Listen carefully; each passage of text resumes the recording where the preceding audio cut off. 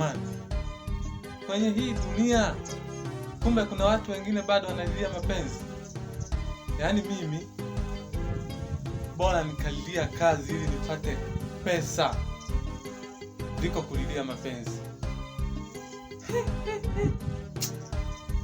Yaani inashangaza sana. Haya, wewe kazana tu kulilia mapenzi kila siku. Oh, leo nimeachwa. Oh, sijui ni nini, naumia moyoni. Utakufa maskini mbwa wewe. Wewe niangalie tu.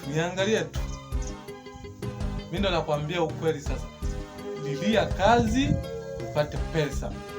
Usikalie kulilia mapenzi. Mapenzi ndo nini?